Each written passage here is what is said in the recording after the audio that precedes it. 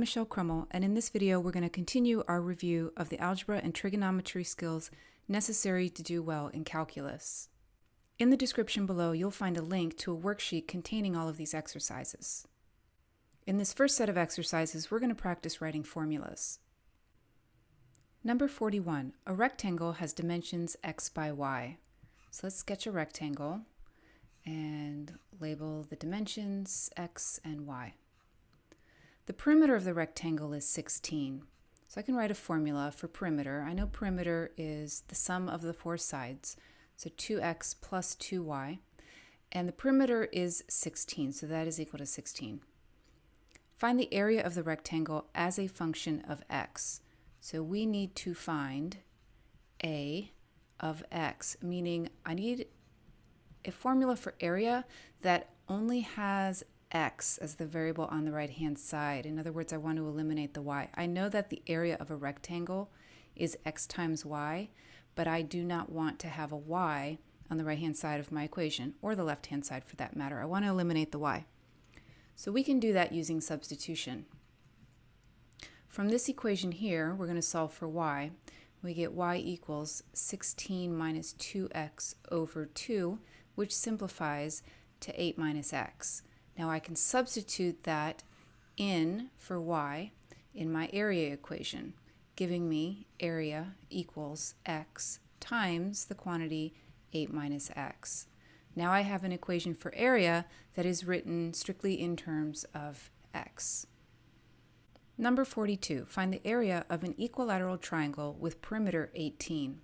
Let's draw our equilateral triangle. So an equilateral triangle has equal side lengths, so x, x, and then this down here would also be x. The perimeter would be 3x, and that is equal to 18, which tells me x equals 6. I need to find the area of this triangle, so I'm going to use the area formula for a triangle. Area equals 1/2 times the base, which is x, times the height. Now the height comes from dropping an altitude from this top vertex, and since this is an equilateral triangle, all three of the angles have a measure of 60 degrees, and because it's an equilateral triangle, this altitude bisects the angle at the top, making this 30 degrees, and it also bisects the side at the base here, meaning this length is x over 2. Since x is 6, now I know that this side length is 6, and half of this side length here is equal to 3. But I still need to figure out the height. If you remember your ratios of your 30, 60, 90 degree triangle from geometry, we have the ratio of 1 to 2 to the square root of 3. So if my short leg is 3, my hypotenuse is double that, 6, and the long leg is root 3 times the length of the short leg, or root 3 times 3. So now I have enough information to get my area. Area is 1/2 times 6 times the height, which is 3 square root 3, or 9 times the square root of 3. Number 43, two sides of an isosceles triangle are length x. So let's draw our isosceles triangle, and the two congruent sides have length x. If the perimeter of the triangle is 50, so the perimeter would be 2x plus the third side, which may or may not equal x, so we'll call it y. 2x plus y equals the perimeter of 50. Find the area of the triangle as a function of x. Because this is an isosceles triangle, I know if I drop a perpendicular down here, I'm going to bisect the base, meaning this length in this smaller triangle here is y over 2. If we go back to our perimeter equation, we can solve for y. Y equals 50 minus 2x, and so y over 2 equals 25 minus x. So 25 minus x is the length of this leg of this smaller triangle. Now I need to find an expression for the height of the triangle, and I can do that using the Pythagorean theorem. Because this is a right triangle, the length of this leg is going to equal the square root of the hypotenuse squared minus the other leg squared. So that's my height, and my area is 1/2 times the base times the height. We don't want to have y in our equation, so I'm going to make this substitution, y equals 50 minus 2x. So I will substitute that in here. And actually, I can substitute an expression for 1/2 y. 1/2 y equals 25 minus x squared. So I think it would be smarter to just substitute the 1/2 y. So then I get a equals 25 minus x times the square root of x squared minus 25 minus x squared. Let's simplify the expression under our square root.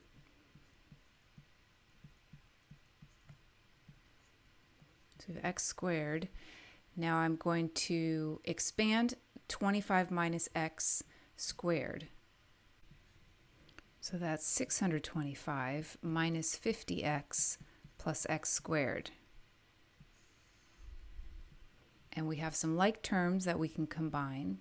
So my area is 25 minus x times the square root of, and this x squared is going to cancel out with this x squared once I distribute the negative sign. So the square root of negative 625 plus 50x. And since the 50x is positive, I'm going to write that first. 50x minus 625. Now we have a formula for our area written in terms of the variable x. Number 44, a cylindrical soup can has a volume of 2 cubic inches. Okay, so we have our cylindrical can. The volume is 2 cubic inches. If the radius of the base is x inches, find the surface area of the can, top and bottom included, as a function of x. Well, the volume of a cylinder is the area of the base, pi r squared, times the height. And in this case, the radius is x. So volume equals pi x squared times h. Now the surface area will be the surface area of the base, which is pi r squared. That's the top of the soup can, and I have the same surface area on the bottom, so 2 pi r squared, plus the lateral surface area. And the lateral surface area will be the perimeter of the base, or the circumference of that circle, multiplied by the height. So 2 pi r, and r is equal to x, times h. So surface area equals 2 pi x squared plus 2 pi x times h. Since we need our surface area to be a function of x, we want to eliminate the h. So we can come back to this equation here and solve for h. I know the volume is 2, so I can replace the volume with 2 and now solve this for h. H equals 2 over pi x squared. And I'm going to substitute that in for the h, giving me a final surface area equation of 2 pi x squared plus 2 pi x times 2 over pi x squared. And we can simplify that. 2 pi x squared plus, the pi's will cancel here, one of my x's will cancel. I have 2 times 2 is 4 over x. And the units of measure on surface area will be inches squared, or square inches. Number 45. A woman 5 feet tall stands x feet away from a 20-foot high lamppost. Find the length of the woman's shadow in terms of x. So here's my ground. I've got my lamppost, 20 foot tall. The woman is only 5 foot tall. And our lamppost is shining a light down on the woman, which is casting a shadow. She is x feet from the lamppost, so that would be that distance there. And then her shadow is here. So overall, this large triangle, the base is x plus s, and the height is 20. Now we have two similar triangles here. This smaller right triangle is similar to the overall larger triangle, since we have a 90-degree angle here, a 90-degree angle here, and they both share this angle here. Therefore, these angles are congruent. So by angle, angle, angle, these are similar triangles. They're not congruent, but they're similar. So we can set up a proportion. In the larger triangle, the ratio of one leg to the other, so 20 to x plus s, equals that same proportion in the smaller triangle, 5 over s. Now I want to solve for s, the length of the woman's shadow. So I'm going to cross multiply 20s equals 5 times x plus s, or 20s equals 5x plus 5s, subtract 5s on both sides, 15s equals 5x, divide both sides by 5, we get 3s equals x, and solving for s, we get s equals x over 3. So the length of the woman's shadow is 1/3 the length of her distance from the lamppost. And our last formula problem, number 46, find the distance from the origin to the point x comma y on the line y plus 2x equals -5 as a function of x. Well, the origin has coordinates 0, 0, and our point has coordinates x comma y. So we can use the distance formula to find the distance between the origin and the point xy. So using our distance formula, we have the square root of, now I'm going to do x2 minus x1, so x minus 0 squared, plus y2 minus y1 squared. And that simplifies to the square root of x squared plus y squared. So the distance between the origin and the point xy is the square root of x squared plus y squared. However, we're asked to write that distance as a function of x, which means we need to eliminate the y. Well, we know something about y. Y plus 2x equals -5. If I solve this for y, I get y equals -5 minus 2x. So now I can substitute that in for the y. And I get my distance equation equal to the square root of x squared plus -5 minus 2x, that quantity squared. Okay, let's simplify it under our square root. So x squared plus, we're going to expand this, -5 times -5 is 25. Then we multiply the -5 and the -2x, we get 10x. We double that, so plus 20x. Then we multiply -2x times -2x, we get positive 4x squared. We do have some like terms that we can combine. So distance equals the square root of 5x squared plus 20x plus 25. In this next set of exercises, we're going to work with inequalities and piecewise functions. Number 47. If f of x is equal to the absolute value of x, then find f of h minus f of 0 over h. F of h is absolute value of h. We're just changing our input from x to h. F of 0 is the absolute value of 0, which is just 0. So f of h minus f of 0 over h is absolute value of h minus 0 over h, or absolute value of h over h. Now we can simplify this using a piecewise function. If h is positive, then the absolute value of h divided by h is just equal to 1. If h is negative, like -3 for example, then the absolute value of h is positive 3, but we have to divide by h, which is -3, so we would get -1 instead. So we're either going to get -1 or 1, depending on the value of h. If h is negative, we get -1. If h is positive, we get +1. Now what if h is equal to 0? Well, if h is equal to 0, then this is undefined because dividing by 0 will not produce a real number. So we don't have to worry about where we include h as 0. The function is undefined for h equals 0. 48.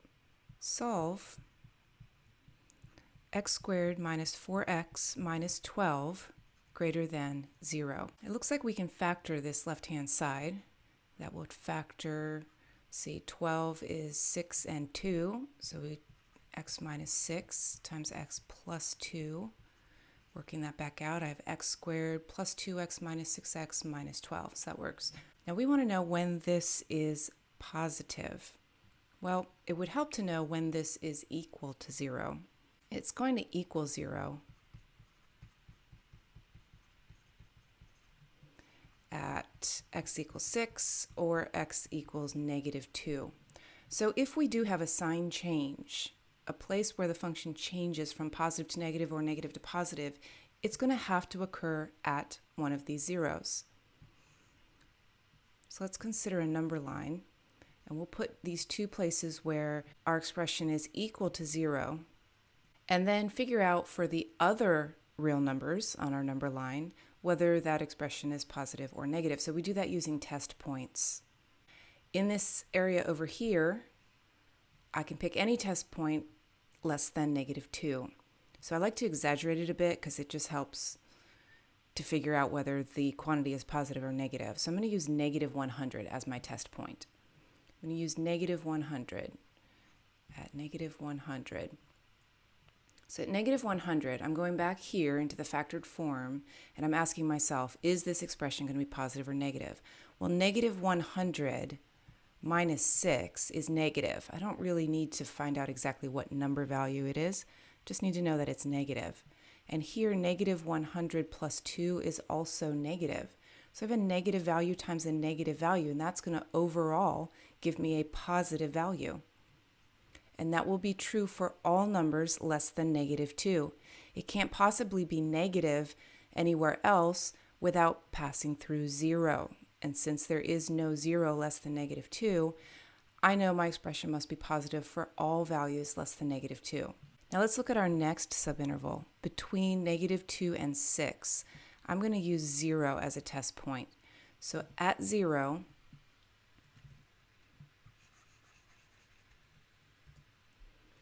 I have here 0 minus 6, which is negative, and 0 plus 2, which is positive. So if a negative number times a positive number, that's going to give me a negative number. So all values between -2 and 6 are going to produce a negative value in this expression. And then our last subinterval, I'm going to use 100 as a test point.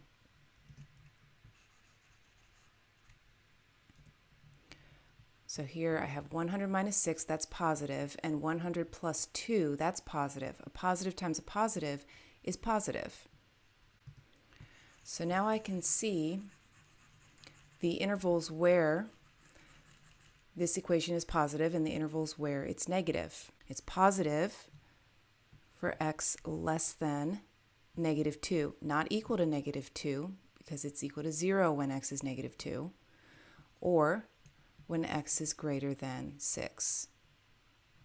If I were graphing on my number line, I would not include this point, but I would include all of these values here.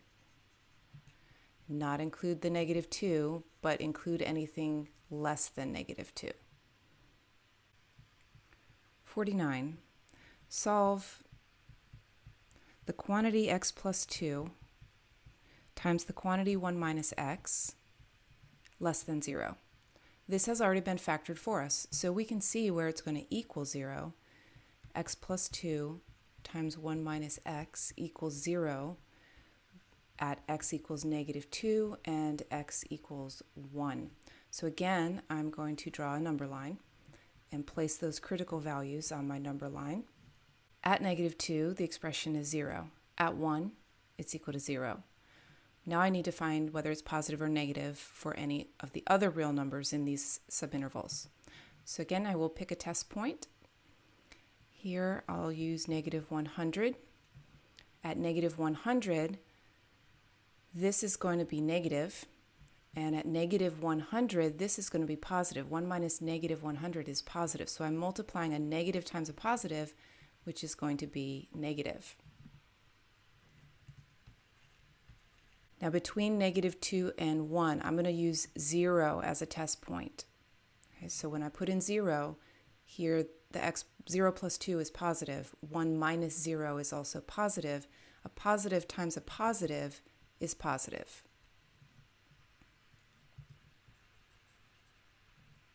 And here I will use 100 as a test point. So when x is 100, 100 plus 2 is positive. 1 minus 100 is negative. A positive times a negative is negative.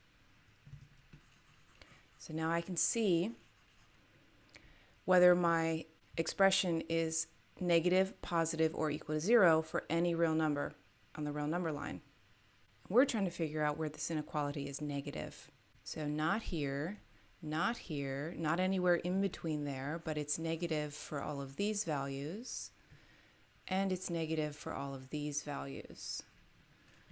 So x less than negative 2 or x greater than 1. Number 50. Solve 3x cubed minus 9x squared minus 30x less than or equal to 0. I'm going to factor the expression on the left. So I can factor out a 3 from each term and an x from each term. If I factor out 3x, I'm left with x squared minus 3x minus 10. And then I'll try and factor this expression.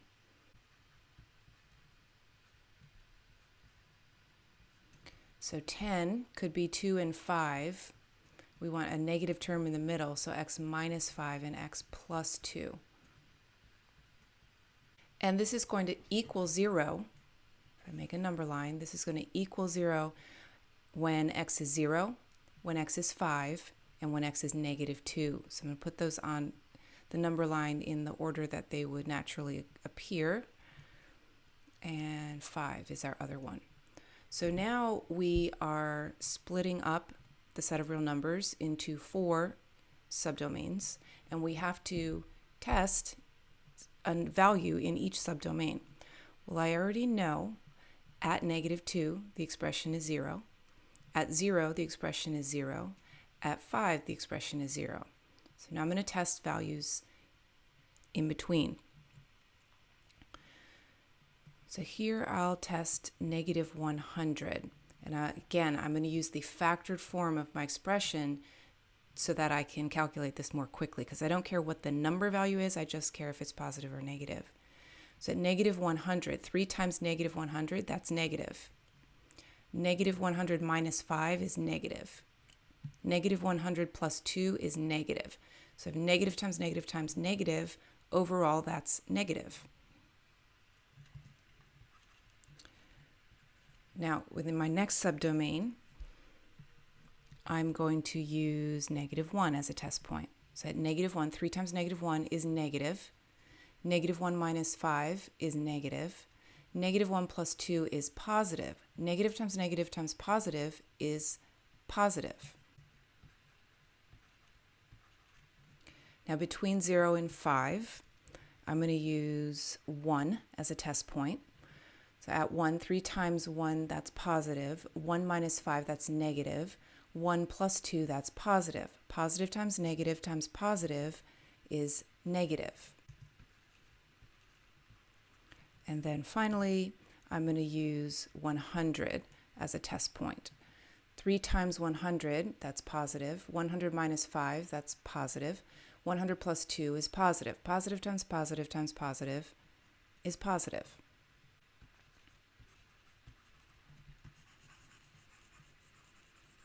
And if we look at the original inequality, we want to know when it is less than or equal to 0. Well, it's equal to 0 here, and here, and here, and negative 2, 0, and 5. And it's less than 0 for values less than negative 2, or values in between 0 and 5. So our solution, x is less than or equal to negative 2, or x is greater than or equal to 0, but less than or equal to 5. And if we're using interval notation, we could say the interval from negative infinity to negative 2, including that negative 2, union, and then 0 to 5, including both of those endpoints. Number 51, solve 2x minus x squared plus 1 over x, all over x, less than 0. So we have a complex fraction, and to clear the complex fraction, I'm going to multiply the numerator and denominator by the LCD, which is x. So I'm going to multiply by x over x.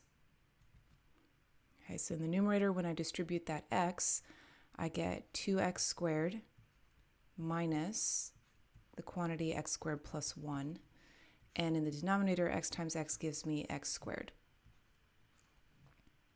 And here, if we distribute the negative in front of the x squared plus 1, we have 2x squared minus x squared, which is just x squared, minus 1 over x squared, less than 0. Now I'm going to factor the top. So this is x plus 1 times x minus 1 over x squared. We want to know, when is this less than 0? Well, first of all, when is it equal to 0? A fraction is only going to equal 0 when its numerator is 0 and its denominator is not. So we can set the numerator equal to 0 and solve. We get the solution x equals negative 1 or x equals positive 1.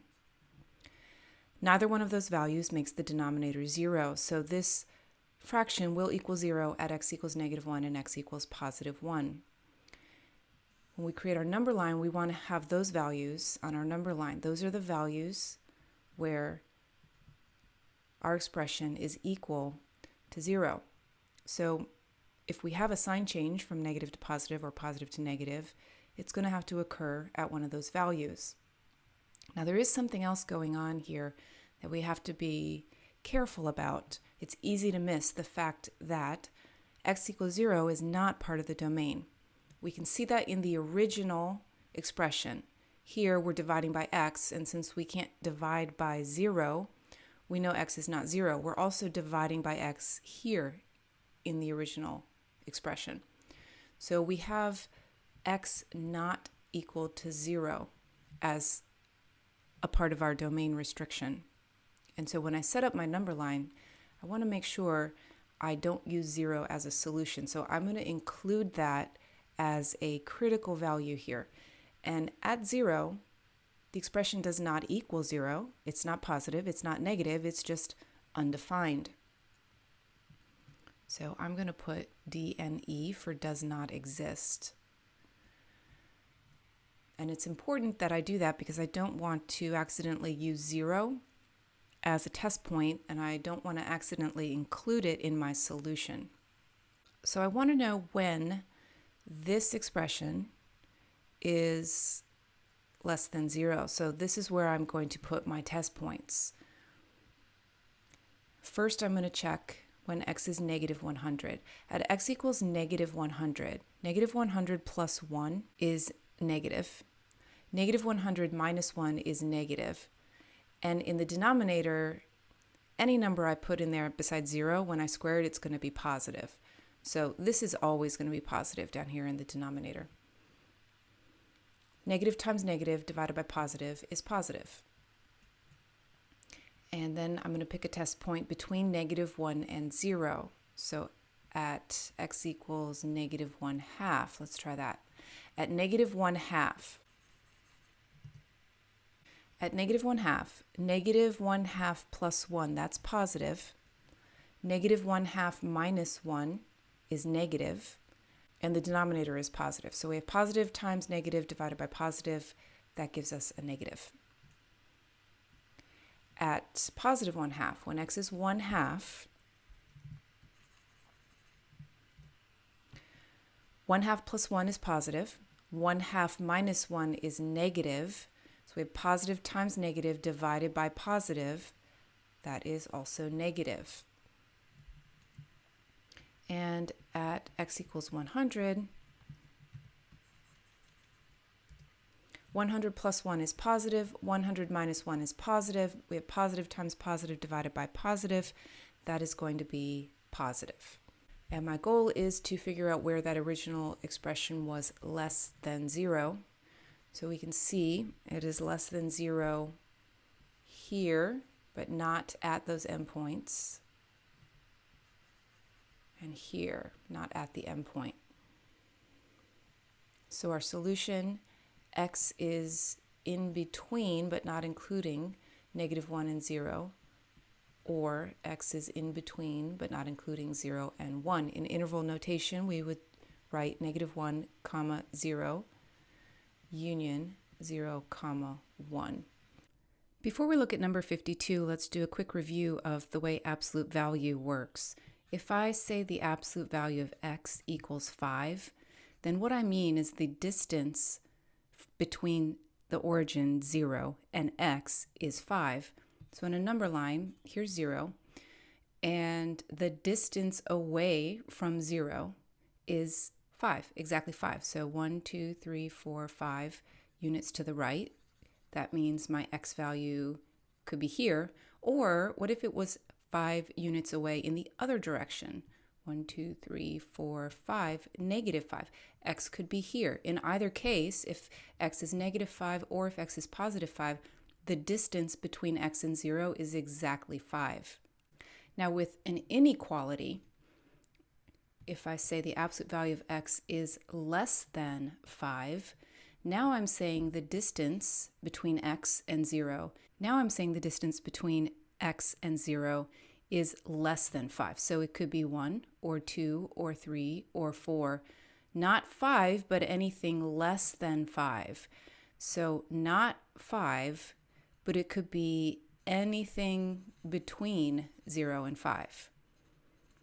Or we could move 5 units in the opposite direction. So -1, -2, -3, -4, -5 is here. X could be, if the distance is less than 5, it could be any number closer to 0 than -5. So now my solution is the set of values between -5 and 5. If I say the absolute value of x is greater than 5, well, now the distance between x and 0 has to be more than 5. So 1, 2, 3, 4, 5. Here's 5. X could be anywhere past this point. So any of these values past 5. Or in the opposite direction, 1, 2, 3, 4, 5. Here's -5.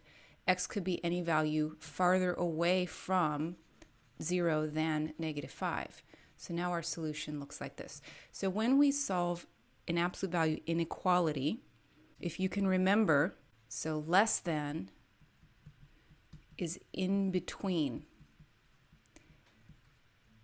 the endpoints, and greater than, our solution is going to be out on the two ends.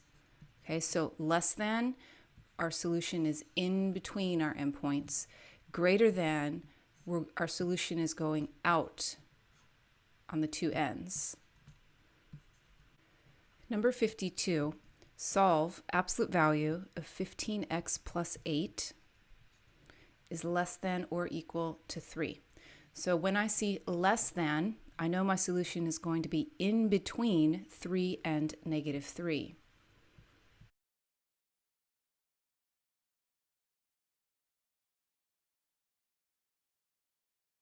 And in the original problem, since it's less than or equal to, we include the possibility that it's equal to 3.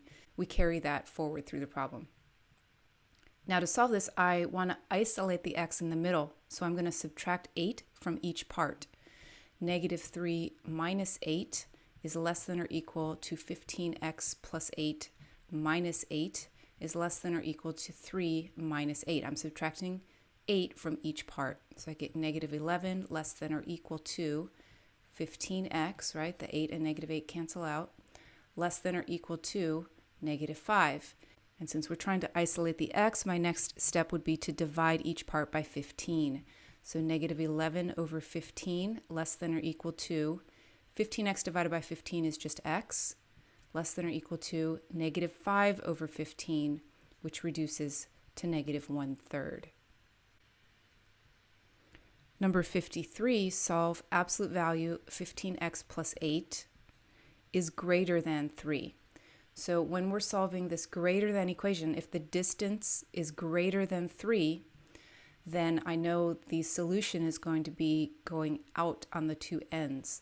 So 15x plus 8 is going to be less than negative 3, or 15x plus 8 is going to be greater than 3. Now we want to isolate the x in each one of these inequalities. So I'm going to subtract 8 from both parts, and that will give me 15x is less than negative 11, and then divide both sides by 15. So I get x is less than negative 11 over 15. Or over here, I subtract 8 on both sides, which gives me 15x is greater than negative 5.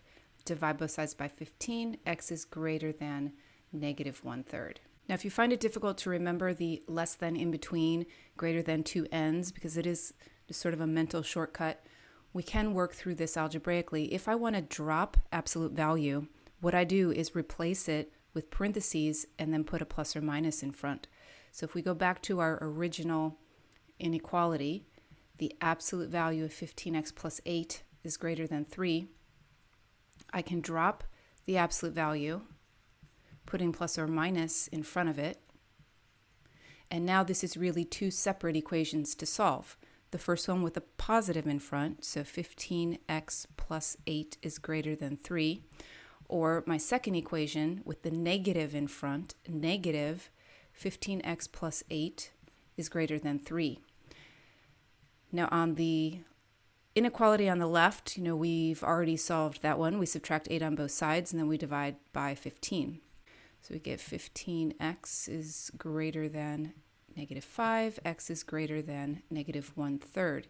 Now over here, what I would do to start is divide both sides by negative 1. But when you're working with an inequality, if you multiply or divide by a negative value, you have to reverse the direction of the symbol. So dividing by negative 1, I'm going to flip the symbol, and 3 divided by negative 1 is negative 3. And this matches the other inequality that we were solving. We subtract 8 and divide by 15.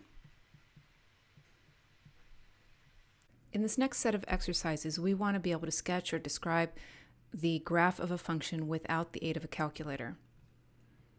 So number 55 asks us to sketch the graph of y equals negative quantity x plus 3 squared. So I want to identify the transformations applied to the parent function. In this case, the parent function, just write that off to the side here.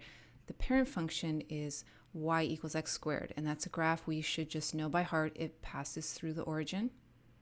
It's a parabola opening up, symmetric about the y-axis. So other key points, we've got 1, 1, and we have on the other side negative 1, 1. The transformations being applied to our function, let's identify the transformations in our function. So the plus 3 here, this is a horizontal translation.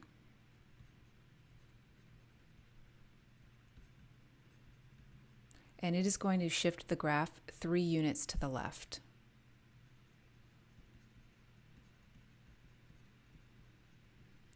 The other transformation we have is this negative 1 that's being multiplied on the outside. This is a vertical transformation. It's a vertical reflection across the x-axis.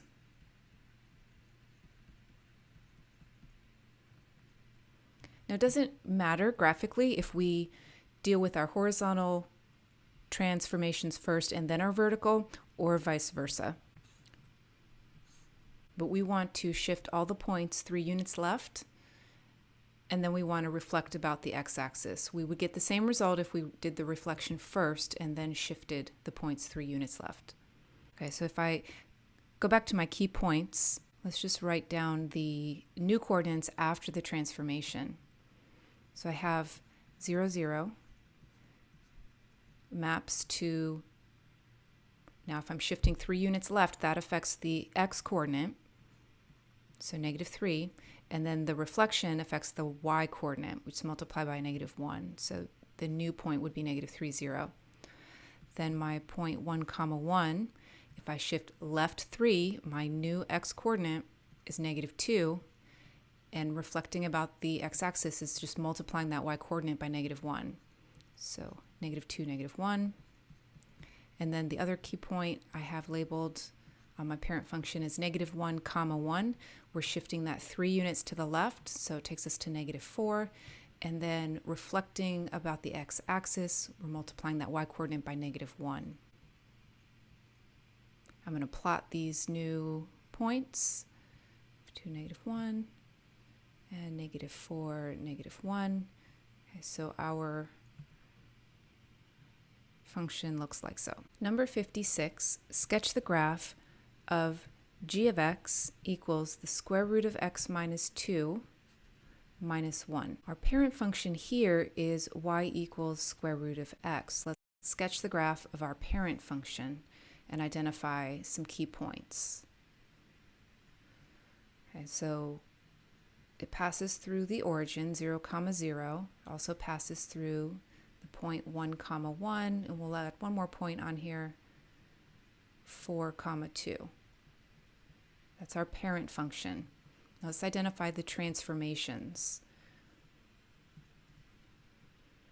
This -2 is going to be a horizontal translation. So we have a horizontal translation, right 2 units. And then the -1 at the end, that is a vertical translation, down 1 unit. We have one horizontal transformation and one vertical transformation.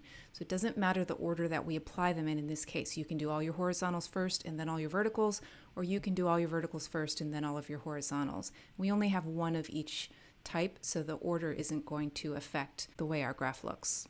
So let's figure out where the key points on my parent function map to in my transformed function. So the point 0, 0. And I am shifting right 2, that affects the x-coordinate, down 1, that affects the y-coordinate.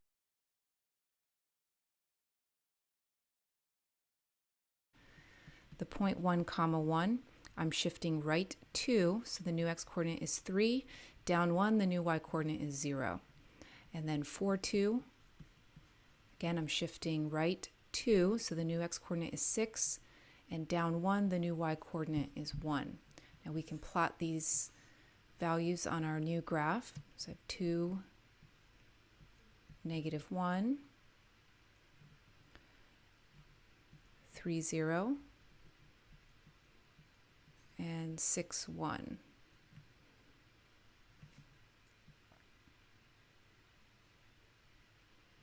So my transformed function looks like this.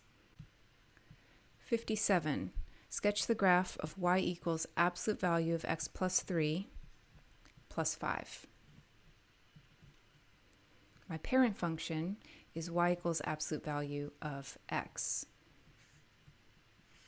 We have a slope of 1 on the right and a slope of -1 on the left. So a few key points. We've got 0, 0, got the point 1, 1, and the point -1, 1.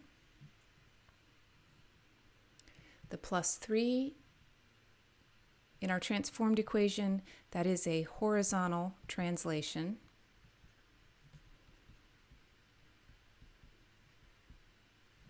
Left 3 units. And then the plus 5 is a vertical translation. Up 5. So again, in this problem, we only have one horizontal transformation, we have one vertical transformation, so the order that we apply these transformations in is not going to matter. Let's find the coordinates of our transformed points. So 0, 0.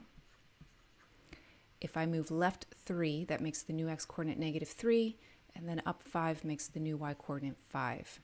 The point 1, 1 maps to, so left 3 is going to make the x-coordinate negative 2, up 5 makes the x-coordinate 6, and then negative 1, 1 maps to, see, negative 3 makes the x-coordinate negative 4, and then up 5 makes the new x-coordinate 6.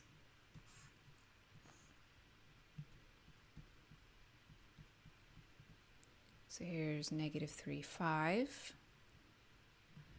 negative 2, 6, and negative 4, 6. Number 58, sketch f of x equals negative x cubed plus 2. Our parent function this time is y equals x cubed. So the graph of y equals x cubed, it passes through the origin. It's concave up on the right. It's concave down on the left.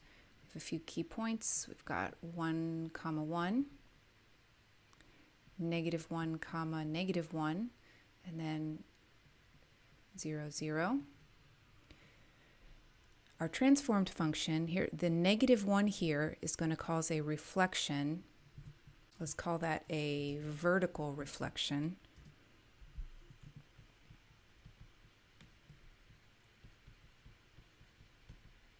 About the x-axis.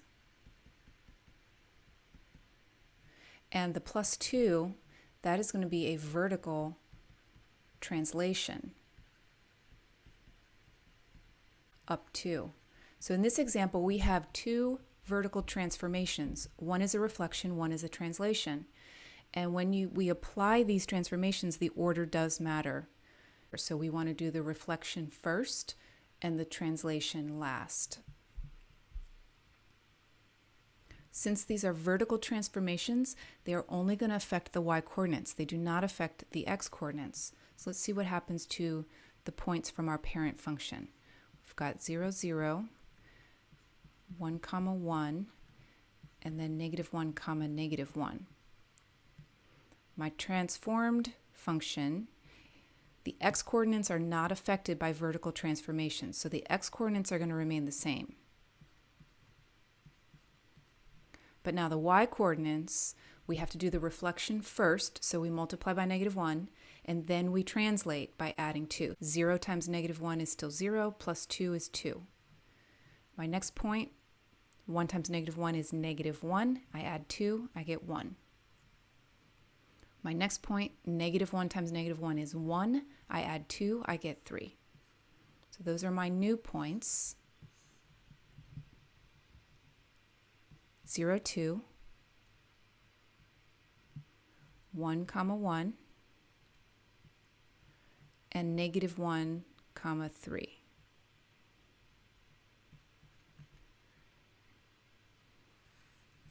And my graph will look something like this.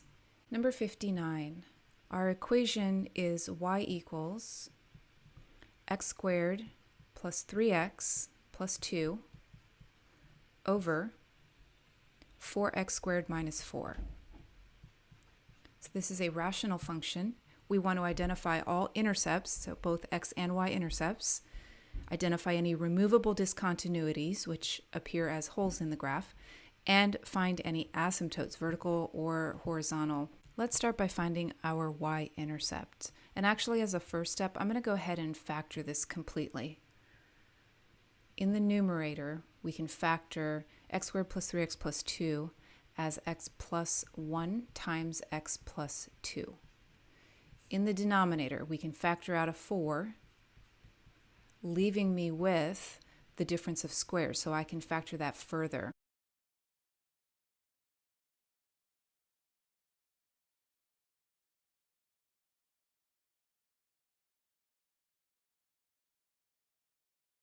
Let's find our y-intercept. To find a y-intercept, we let x equal 0 and solve for y. So y equals, now in this case it's going to be easiest to use the original form, not the factored form. You could still use the factored form, but I'm going to go ahead and substitute 0 in for x right up here. So I get 0 plus 2 over 0 minus 4, which simplifies to negative 1/2. So my y-intercept occurs at 0, negative 1/2. Y-intercept, we're going to write it as a point. We're giving the coordinates of the intercept, so 0, negative 1/2. To find the x-intercept, we let y equal 0. So 0 equals, now here I am going to use the factored form of the equation. So x plus 1 times x plus 2 over 4 times x plus 1 times x minus 1. Now, if you recall from earlier exercises, the only time a fraction will equal 0 is when its numerator is 0, but the denominator is not 0. So to figure out where this is equal to 0, we set the numerator equal to 0. X plus 1 times x plus 2 equals 0 at x equals negative 1 or x equals negative 2. However, when x is negative 1, the denominator is also 0, so we are not going to consider that as an x-intercept. In fact, negative 1 is not part of the domain of this function. When x is negative 2, the denominator is not equal to 0, so x equals negative 2 is the only x-intercept. Our x-intercept, if we write it as an ordered pair, occurs at negative 2, 0. Next, we're going to identify the removable discontinuity.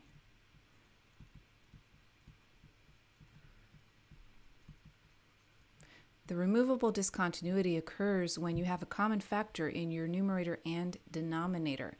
So we do have that. X plus 1 is a factor of the numerator. X plus 1 is also a factor of the denominator. So we have a removable discontinuity at x equals negative 1. Let me write down our equation. X plus 1, x plus 2 over 4 times x plus 1, x minus 1.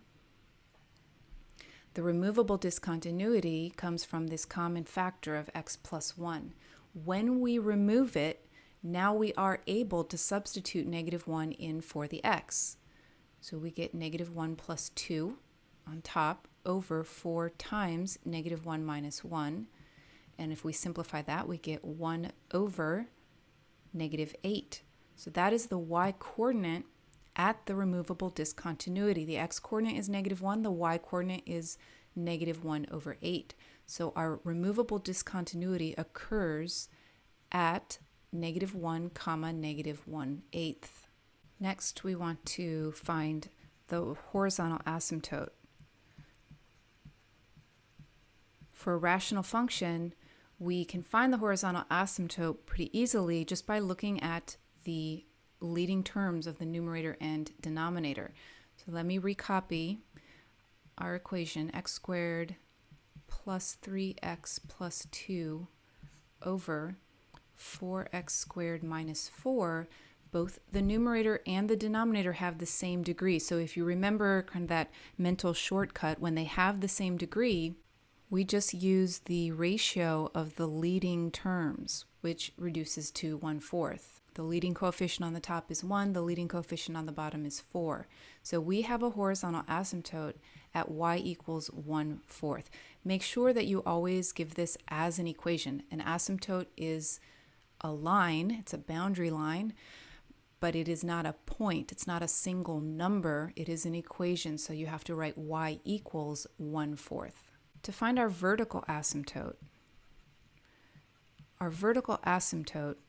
is going to occur wherever the denominator is equal to 0, but the numerator is not also equal to 0 at that point. So if we go back to the factored form of our equation, x plus 1 times x plus 2 over 4 times x plus 1 times x minus 1. We can see that the denominator will equal 0 at two places, when x equals -1 and when x equals +1. However, at -1, the numerator is also 0, so that is not going to be a vertical asymptote. We've already identified that as being a removable discontinuity. So here the only vertical asymptote occurs at x equals 1. And again, a vertical asymptote, it is a line, so we give the equation of that vertical line, x equals 1. 59b. Our equation is y equals x over x squared minus 3x minus 4. Again, we want to find any intercepts, removable discontinuities, and asymptotes. Let's factor this completely. So we have x over quantity x minus 4 times x plus 1. To find the y-intercept, we let x equal 0. So the y-intercept occurs at, if we let x equal 0, we have 0 over 0 minus 4, which is 0 over -4, which is just 0. So we have a y-intercept at 0. When x is 0, y is 0. So it's at the point 0, 0, the origin. To find our x-intercept, we let y equal 0. So 0 equals, and I'm going to use the factored form, so x over x minus 4 times x plus 1. This fraction will equal 0 when the numerator is 0. So equals 0 at x equals 0, and then we just do a quick check to make sure that doesn't also make the denominator 0. It does not. So our x-intercept occurs at 0, 0. That's just a repeat of the solution we found above. There are no removable discontinuities, and I can see that from my factored form. There are no common factors in the numerator and denominator, so I have no removable discontinuities. However, we do have a horizontal asymptote.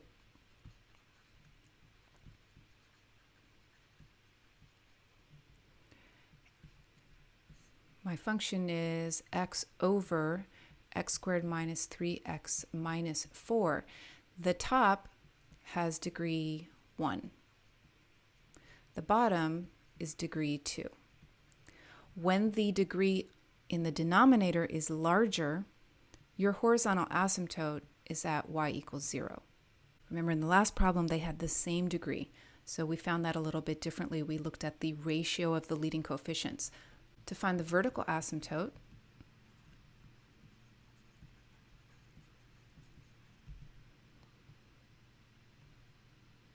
we set the denominator equal to 0. So I'm going to use the factored form, and I can very quickly see that this is going to equal 0 at x equals 4 and x equals -1, and neither of those x values make the numerator 0, so these are both vertical asymptotes. We have vertical asymptote at x equals 4 and at x equals -1. 59c. Our equation, y equals 2x squared minus 6x minus 8 over x minus 4. So let's factor this. I can factor a 2 out from the top, leaving me with x squared minus 3x minus 4 over x minus 4, which factors as 2 times x minus 4 times x plus 1 over x minus 4. I see we have a common factor, so this one does have a removable discontinuity, but we'll get there in a moment. Let's start by finding the y-intercept. To find the y-intercept, we let x equals 0. So I'm going to use the equation in its original form. 2 times 0 is 0, minus 6 times 0 is 0, minus 8 over 0 minus 4. So -8 over -4 is 2. My y-intercept occurs at 2. So as an ordered pair, that is the point 0, 2. To find the x-intercept, we let y equals 0. So 0 equals, I'm going to use the factored form.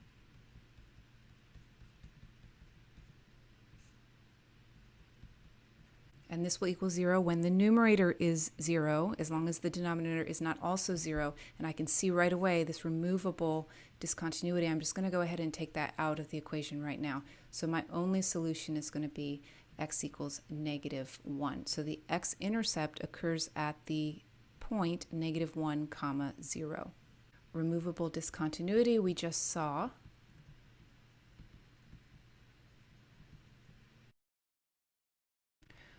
Occurs at x equals 4.